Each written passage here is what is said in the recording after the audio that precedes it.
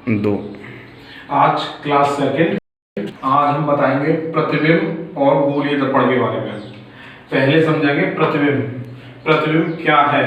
प्रतिबिंब जब प्रकाश, डेफिनेशन पहले सुनेंगे। जब प्रकाश की किरण वस्तु के किसी बिंदु से चलकर परावर्तन के पश्चात या अपवर्तन के पश्चात दूसरे बिंदु पर जाकर मिलती है या दूसरे बिंदु से आती हुई प्रतीत होती है, प्रतिबिंब कहलाता है। सेकंड चांस दोबारा सुनेंगे इसको।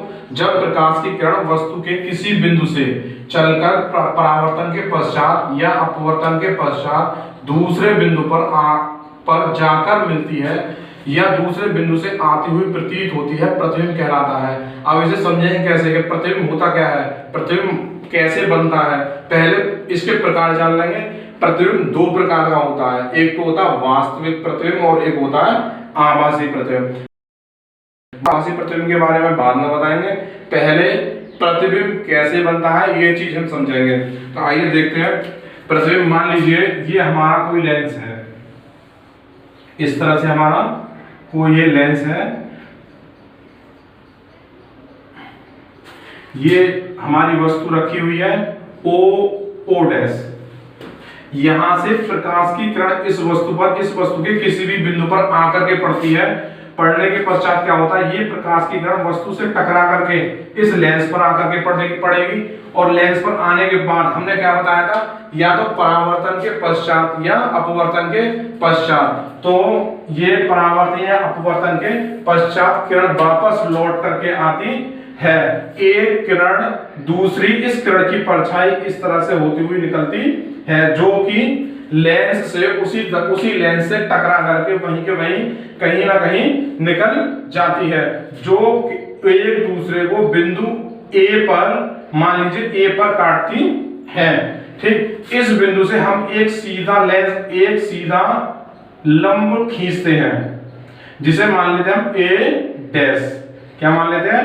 ए डैश। ये जो हमारा लंब आया है ए डैश, इस वस्तु का प्रतिबिंब कहलाएगा।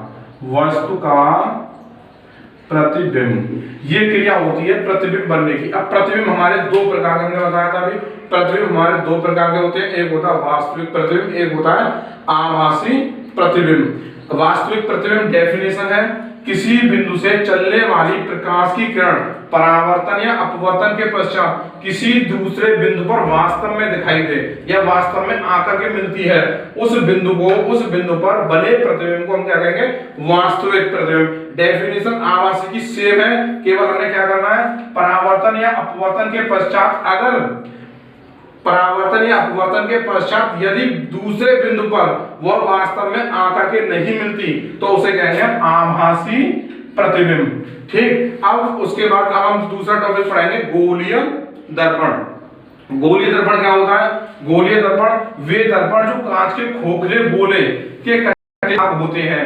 जैसे नॉर्मली आपने कांच देखा होगा, इस तरह का कोई लेंस ले लीजिए, वो हमारा गोलीय दर्पण है। अभी हम इसकी पहचान नहीं कर पाएंगे कि ये उत्तल दर्पण है या फिर अवतल दर्पण है। गोलीय दर्पण भी हमारे दो प्रकार के होते हैं, एक पहला अवतल दर्पण और दूसरा उत्तल दर्पण। अब पहले अवतल दर्पण के बारे में जानेंगे। अवतल दर्पण वे दर्पण जिनके उभरे हुए तल पर, यानी बाहरी तल पर कलई जो होती है उसे कहेंगे हम, क्या कहते हैं? अवतल दर्पण होते हैं। और परावर्तन जो होगा वो लेंस के अंदर की ओर होगा, अक्ष के अंदर की ओर होगा। ठीक, इसी प्रकार उत्तल दर्पण वे दर्पण जिनके दबे हुए तल पर, यानी अंदर के एरिया में जो कलई होती है उसे कहते हैं हम उत्तल दर्पण। और इसका जो परावर्तक होता है वो अंदर की तरफ ना होकर के अक्ष के बाहरी बिंदु की ओर होता है।